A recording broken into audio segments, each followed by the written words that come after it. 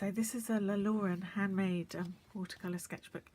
They make them in Portugal, so you have to order them over the internet. And I think they make them to order. So it takes a while for it to arrive.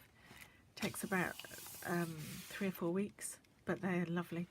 And one side of the paper is rough, and one side is smooth. So this is the smooth side, and that's the rough side. So if you only draw on one side of the page like me, then every other page is rough, and so this one is a rough one, and then this one is a smooth one. So it took me a while to realise that, and I like the rough side, the rough paper, much better than the smooth. It affects my painting, and I realised after a while that I was doing a much better job on the rougher side, so I like that much better. So that made me realise that in future when I buy watercolour paper, I'll definitely buy not paper which is rougher, rather than smooth paper, because I just paint better on it. So yeah, that's a smooth one, and I just don't like the smooth ones I did as much. So I started this book in August and have just finished it. So I love books that take me a long time to do, because I really notice an improvement as I work on them. So I've done a watercolour painting, a watercolour portrait maybe every 3 or 4 days. Yeah, probably about one every 4 days. And you'll see by the time I get to the end that there's been a massive improvement, I think, in my watercolour.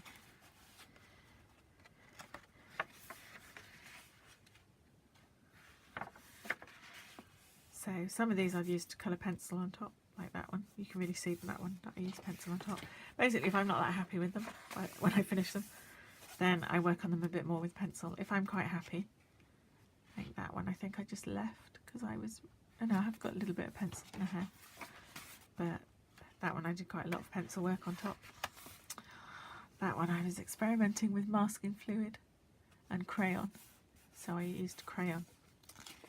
I was doing the Sketchbook School Watercolour Rules class, and I think that was the week where they were doing masking fluid, so I tried all different kinds of masking on it. And again with that one, I used lots of different masking, I think. So that is just colour pencil. There's no watercolour in that one. I think that's the only one in the book with no watercolour in it.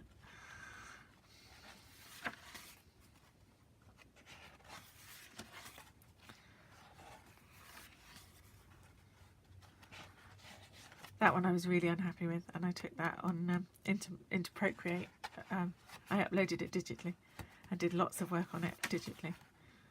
So a lot of my paintings now, when they're finished, I'll either work on them with pencil or I'll finish them digitally. There are a few that I just leave, like that one I really liked. I think I just left that. And that one I left. I was really, really happy with that one, so I just left it as it was.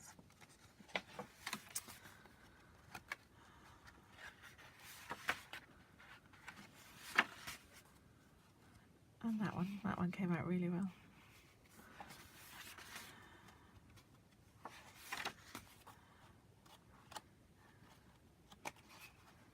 And I think I noticed a real improvement around about here. Yeah, this is just the last few weeks, and I really feel like I've had a big improvement in what I've been doing.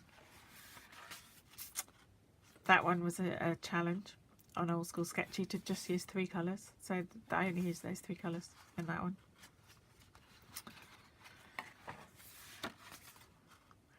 That was again a Sktchy video from Gunhild Hope, who did a tutorial on hands, so I did that after watching her tutorial, really good tutorial on drawing hands, so I used some of her tips to do that one.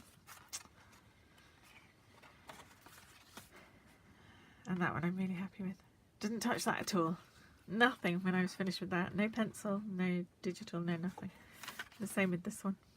Quite happy with how that turned out, although he looks a bit crazy. Doesn't look quite like that in the Sktchy photo, but yeah, it made his eyes a little bit over the top. But I've done the Sktchy since I did, where's the one? Since that one, I think. I did the Sktchy anatomy course, which has really helped me with my drawing, to help me kind of really understand face structure.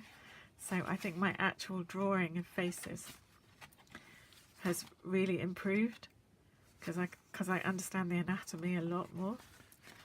And I just think, although my lines are just as simple, I can draw mouths so much better now, and ears, because suddenly I understand the anatomy. So just understanding jawlines and mouths and the anatomy of the eye socket has really helped. So, and that's my book. So I really recommend doing anatomy for portrait artists.